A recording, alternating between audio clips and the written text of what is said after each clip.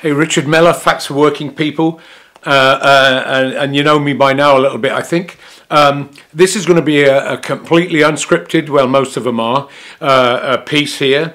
I've been wanting to put a video up and things come to my mind, you know, and I'm not quite sure what to do about it. But here's what I want to talk a little bit about. I put a piece up where I went to that DSA meeting and warned young people about the fact that if you want to change the unions, you're going to come into a conflict with the union officialdom. It cannot be avoided. And many of us that have been in the unions, and I'm not talking about violent confrontation or anything like this, although that's happened and it couldn't be ruled out that had happened.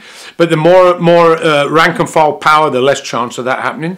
But you're going to, if you're going to really... if you're going to fight to build an opposition group in the union, or you're going to fight to change the unions to make us fighting organisations, make them the fighting organisations they should be, you're going to come into a conflict and the bureaucracy is going to try and crush it.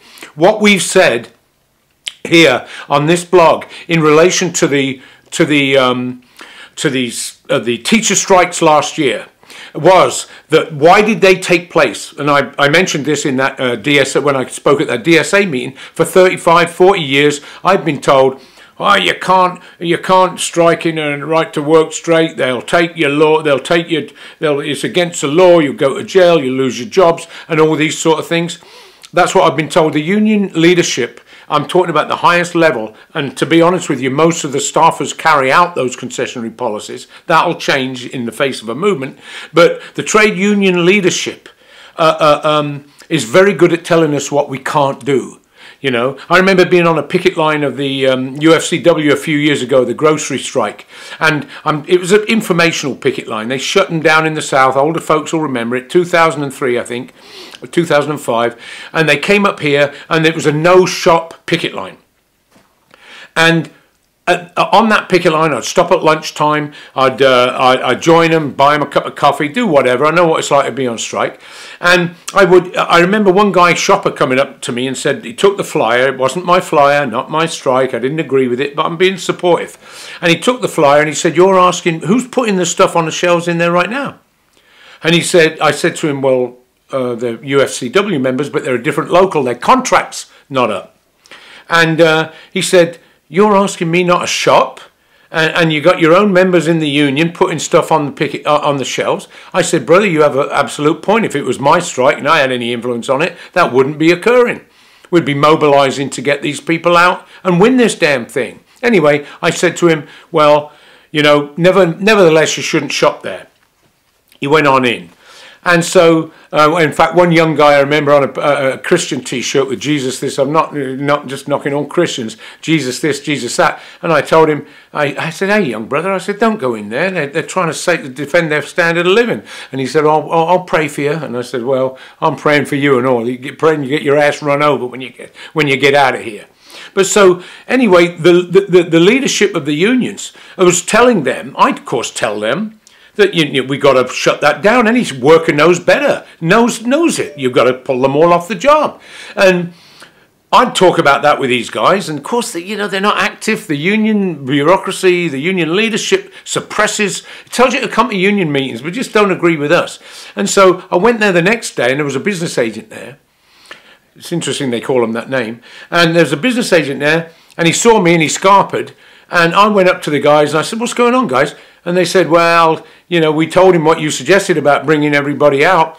And the guy said, but if we did that, they'd fire everybody. And I said, well, of course they'd want to fire everybody. They'd love to fire everybody that's on strike now. I said, we don't start from a position of we can't do this because they'll fire everybody. It's like being in a boxing match and saying, well, Jesus, I better not hit him. He may hit me back. Of course they might fire you. The question is, you start from how do we shut these people down and do it without losing jobs? That's where you start. But then you've got to get everybody involved and talk and debate and ideas. And the leadership is terrified more of its own members than they are the bosses. So So this whole question is, and from the left, I've been criticised, and people that, with my way of thinking around the blog and in groups I was in before. Well, you have a policy of criticising the Labour leadership. No, I don't. Of attacking the Labour leaders. So no, I don't. Well, I was in the Central Labour Council for 12 years. I didn't function that way. But I thought, well, I don't agree with them. I don't just cheerlead them like a lot of the left do, and like a lot of the DSA is doing right now. But the question is, you have to fight against their concessionary policies openly, campaign against them, and so on. And so what made me think about this is if you look at Kentucky, I was talking to and been reading the stuff in what's going on in Kentucky. There's been a war in Kentucky this week. With the teachers again. It's not gone away, this issue, yet. And of course that's been going on in West Virginia as well. And of course it goes on every day. But in Kentucky, right to work state, the governor's a manufacturer, business person, right-wing, Trump guy, religious fanatic, investor. He's everything that working people abhor in reality. He's a parasite on the pimple of the working class, his backside. And you're in Kentucky, like a lot of the South, it's not organised. You've got the NEA down there, which is the National Education Association, not affiliated to the AFL-CIO. It really doesn't goddamn matter, but it's the largest trade union in America, actually. So there's been a war there the last week. Teachers have walked off the job, have shut down the state schools because they couldn't replace them. They couldn't get enough subs to replace them. They did it in opposition to their own leadership, which is a Kentucky Education Association, and then a little branch off left element of that, a more militant element of that led the strikes and the protests last year. And now there's opening up even a further division between those that really want to fight back and those that... There was a deal made between the state and the two associations, the KEA and the KY 120, which is another branching or workers' sort of advocacy organisation and ever. All the details I don't know. But they had made a deal with the state, just like they do in the BART strike here. We won't do this. In the refinery strike here, oh, we won't shut down enough to hurt the boss. And they put workers out on picket lines for 3 months at Christmas time and wonder why they get disillusioned with the unions and win nothing. And so, anyway, so you've got the... you've got now this division beginning to take place, and it's taking place in other ways as well. In the South, you've got the history and the legacy of racism. You've got the rural, probably mostly white, I would say, schools, and you've got the urban centres like Jefferson County, which is Kentucky, which is Louisville, very urban, still predominantly white, I think, but large black population, and everything else. And you can see with the schools, it's just like here, all the schools they're shutting down are schools that affect the inner cities. They're probably doing it in the rural areas as well, but in the inner cities, this is black people, Latinos, it's basically people of colour. They're shutting down all these schools, Democrats and Republicans. Rahm Emanuel doing the same damn thing in Chicago. He's a friend of Obama's. He was in the IDF, the Israeli Defense Forces. They're actually an offense force. So in Kentucky this week, there's been this war. It's a class war, right? It's been going on. Workers know what it is. They don't say it's a class war, but we all know what it is. They're fighting to defend public education. And public education we were never educated at all. The Industrial Revolution was a big influence in that because we had to take orders and we had to work machines and things like that. So they taught workers to read. But the thing is, they're fighting to defend public education. So here they are. Now the state's coming after them in the form of the state. He's the state superintendent of schools or instruction or whatever they call it down there. He wants the names of all the teachers that didn't go to school. They're called in sick. The subs couldn't fill it. Schools were shut. He wants the names of them. So they're using the state to go after them. They'll use the police. They'll use the courts. They'll use the media. That's what the bosses use in every instance, in every minor, small struggle on the job or in the workplace, in housing. Every small struggle they have against those who are fighting oppression of one form or another, they use all the forces at their disposal. So the state's going after them and what have you. They'll sow racial division here because Louisville are urban centres of black folks. I was talking to somebody in the South recently that said, well, you know what? They whip up fear with white rural teachers that and this was in a southern state, they whip up fear with white rural teachers because they're afraid of black students, afraid of the students of color because they watch all the news and you see all the gangster rap and everything else. But you know what? I don't think one black person has gone into a school and wiped out 20 kids and a few teachers over the last few years. It's an absurd situation. And most of the violence in this country, in its history, has been directed against black people, not by black people. But so you've got this war taking place. Now, what do I belong to? I belong to AFSCME with, it used to have about 1.4 million members, been retired 4 years, 15 years. But look at the AFL-CIO. It's got 14 million members. If you throw the NEA in, there's another 3 million. Both coasts are organised into unions. I'm in California, 2 million workers affiliated to the trade union.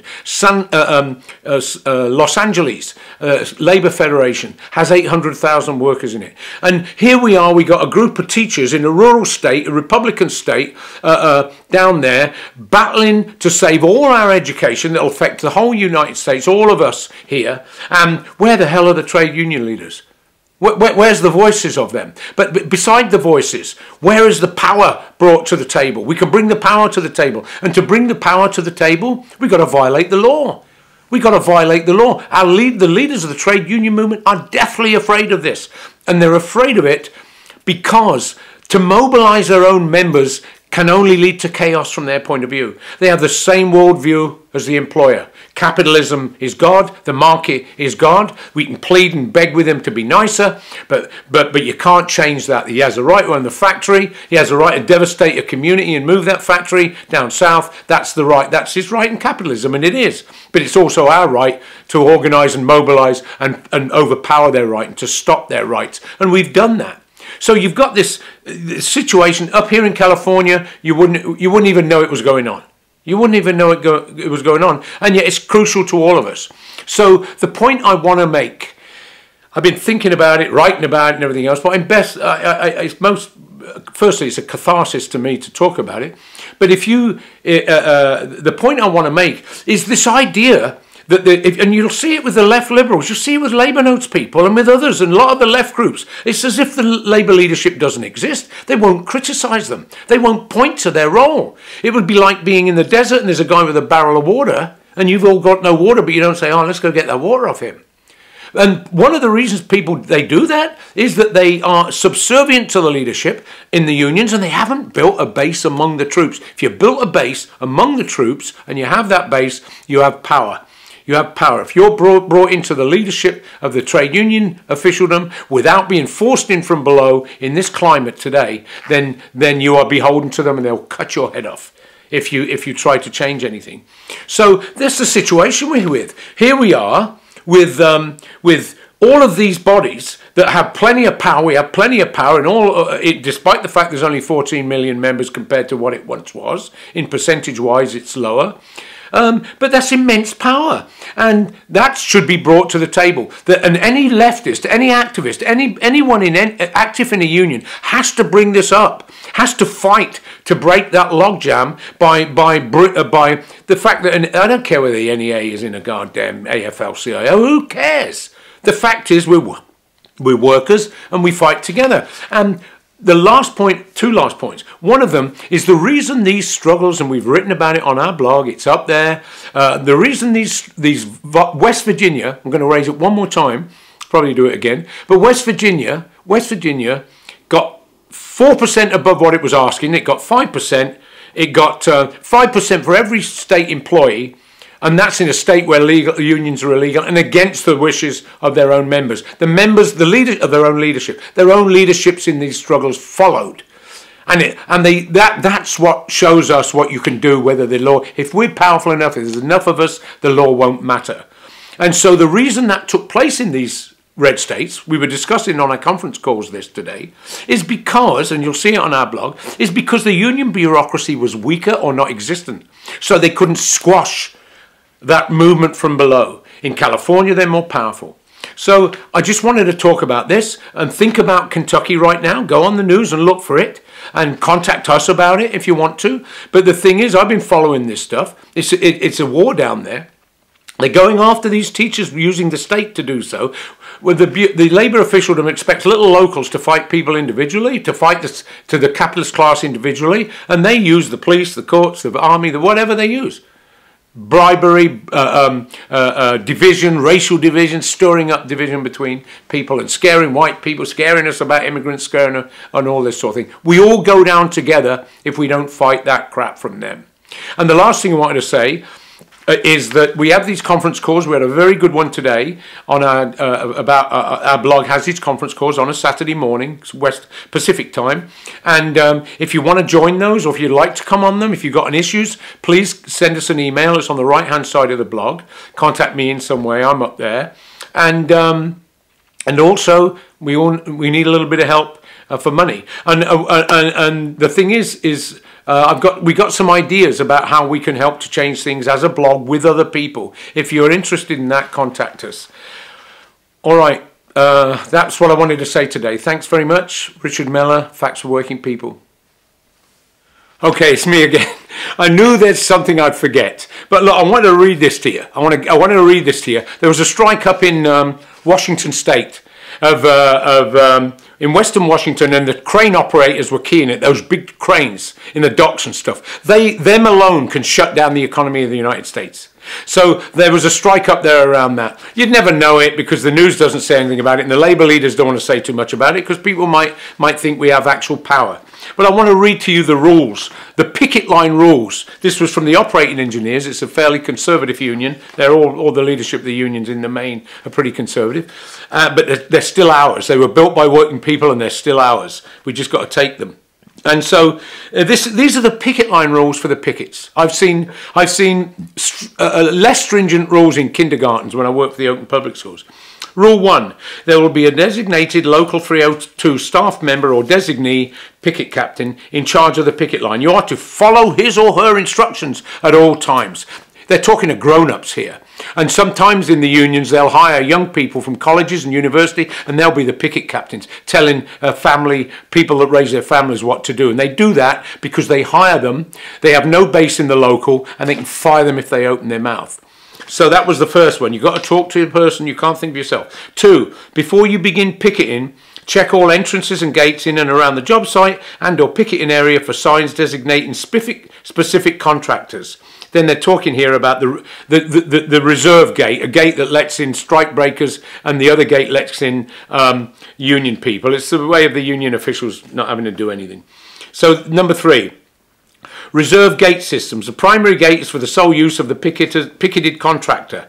The one on your picket sign. Employees, suppliers, visiting vendors. Again, it's the same thing. Just picket this one little character, get yourself a little piece of the pie and screw everybody else. Then it talks about the neutral gates are for others. So you can't shut down the business that way. The union will confirm with the picket captain at each strike location whether the union has been notified about the existence of a gate system. Now that's the same stuff. I'm going to get off the gate. So, do not in any way obstruct entrances or exit of the premises. Do not interfere with or swarm persons or vehicles entering or leaving the job site. Picketing must take place on public grounds and in close proximity to the entrance used by the primary employer. Picketing cannot block access to the project. If access is denied, an injunction may be obtained by the property owner or target. Use common sense. In other words, the bosses will retaliate if we actually hurt them, so please don't hurt them. That's what rule number 8 is. Hold no conversations with any truck drivers or other persons who attempt to make deliveries to projects or remove material from projects. Don't build solidarity. Don't share and talk politics, talk union, and talk about solidarity with anybody going in and out. This is just our little deal. We'll see if we can get you something. Do not in any way encourage or induce people to leave the project site or quit work on the project site. There's a good one, okay? Don't hurt the employer. The precise number of pickets allowable by a deal they made with the employers will depend on the size of the area to patrol. Keep the size reasonable. Gathering, swarming in large groups can lead to limits on the number of pickets. What will happen is you'll get an injunction to limit you to 6 pickets, which are worthless. In our strike, they went to get an injunction because we were holding a pumping plant. It was killing them. The workers weren't crossing. Electricians weren't crossing. The lawyer met with me. He was a decent fellow actually, but he's a lawyer. It's different. He met with me. They wanted us to pull the pickets off off the pumping plant. So I called up Lalo, the steward out in East area. I said, "What do you want to do, Lalo? Talk to them." He asked me my position. I said, "No, we shouldn't pull them off." He did a poll of the guys. They said, "F the courts, F the police. We ain't giving up this pumping station." But then you'd have got, if to avoid an injunction, they'd let you say, "Okay, you can have 6 pickets." Worthless. It's just a 24-hour protest.